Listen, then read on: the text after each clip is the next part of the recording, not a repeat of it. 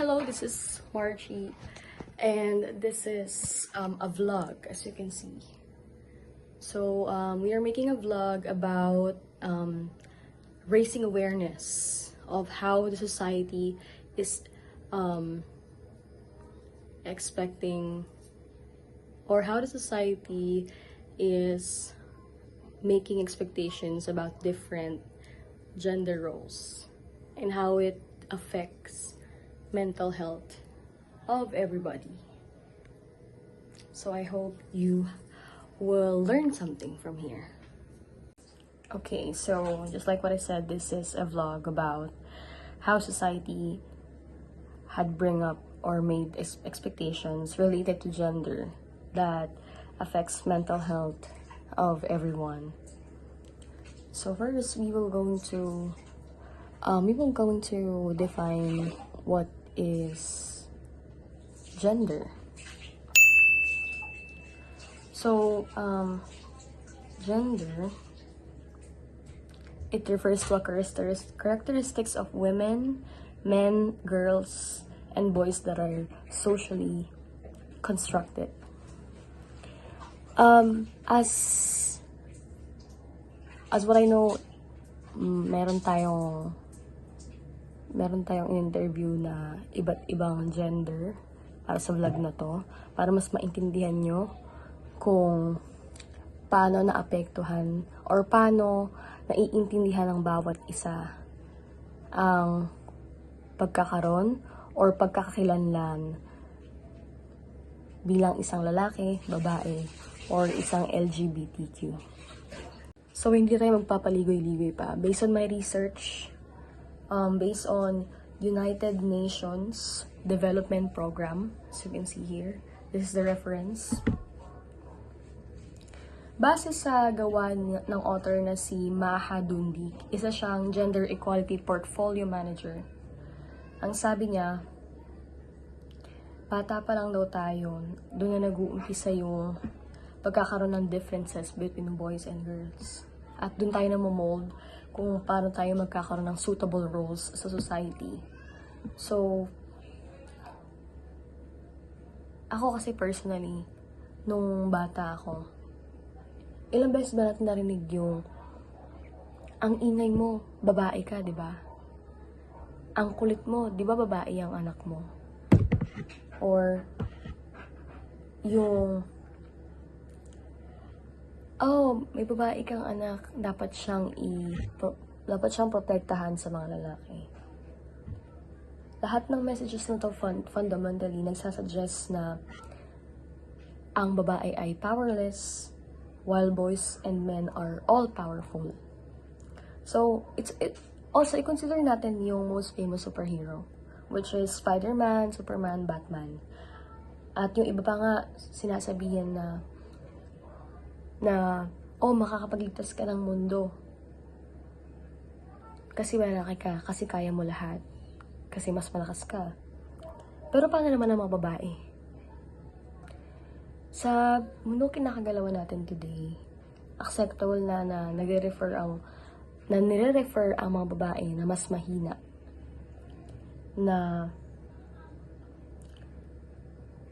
sila yung mas nagiging victim, lalo pagdating sa when it comes to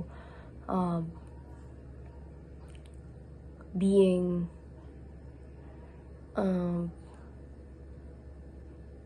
mas mahina sa mga lalaki. Kasi nga superior mga lalaki. Pero naniniwala ang research na to, hindi pala ako. Naniniwala ang research na to, na ang mga magulang natin unconsciously ginagawa ang binibigyan ng gender roles ang mga anak nila out of fear lang daw. So, kasi kapag hindi ka normal na gender, like bata ka pa lang, naging lalaki ka, pinanganak, pero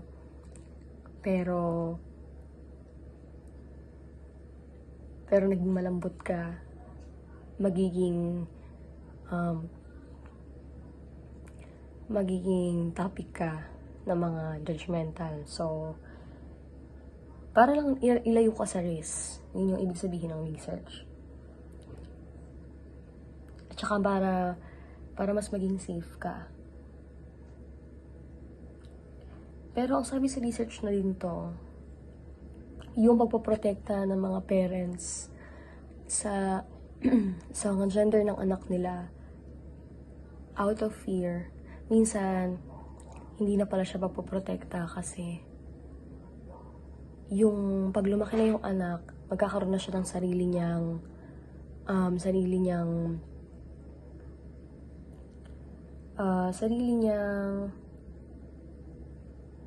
decision, syempre. Okay, so for the next videos, you will see an interview, a personal interview to one of my coworkers. Actually, they are three. So there is boy, a girl, and a member of an LGBTQAI+ community. Okay, so hello, Pao. Hi, my name is Jan Paul, but you can call me Pao. I identify with the transgender. Okay. So, Pao, I just have a few questions for you. So my first question is, for your own experience, paano nakaapekto sa'yo ang mga expectations ng mga tao dahil sa pagiging transgender mo? Actually, when I was a kid, maraming naging experience when it comes with bullying. When it comes na sasabihin ka, bakla, mahina ka lang, bakla, wala kang mararating, bakla, salot ka sa lipunan.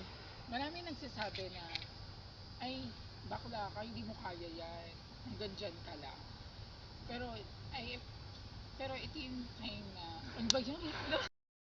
To me because someone's not believing on my talent or what, kung ano yung pwede kong ibigay sa tao, kung ano yung pwede kong ipakita sa tao. But I'm here to stand with the people na kaya ko din kung ano yung kayang gawin ninyo. Kaya kong mabuhay na maging malaya, kaya kong gumalaw na maging malaya, na yun ang ninanais ko.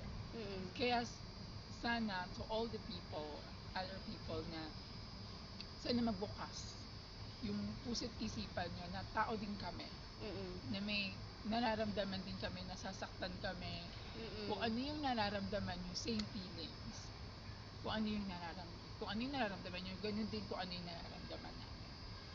So as a transgender, simula nung nag-start ako na mag-transition into a woman, or to magkaroon ng sarili kong pagkatao, which means nagkaroon ako ng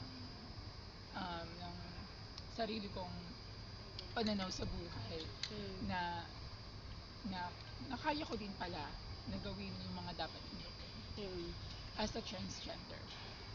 Marami man nagsasabi na, oh, ito ka lang, ito lang mararating mo because hindi ka tunay na babae, na hindi mo kaya yung gawin ng isang lalaki, na dapat ganito lang dapat yung gagawin mo, sa lalaki ka dapat. I experienced that. Meron din ako na-experience na sa gender, which is kapag mag-CR ka sa babae, dapat hindi ka pwede sa babae. At mag-CR ka kung saan ko ano yung gender mo. That's will be affecting me na parang gusto ko lang po mag-CR. Gusto ko lang pong umihay, gusto ko lang pong mag-ayos ng sarili ko. Na gusto kong makita sa tao na, ay, ito ako, ito na ako. Ito yung gender na pinili ko.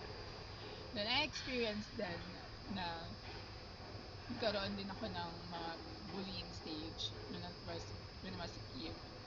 Nagkaroon ako ng stage na sasabihin ka na, Raul. Sabihin sa'yo, Raul. Yan ang tawag nila. Yan ang tawag nila sa mga bading na makikita nila. Raul, na nakaka-offend. Na masakit sa damdamin na tatawagin ka ng gano'n.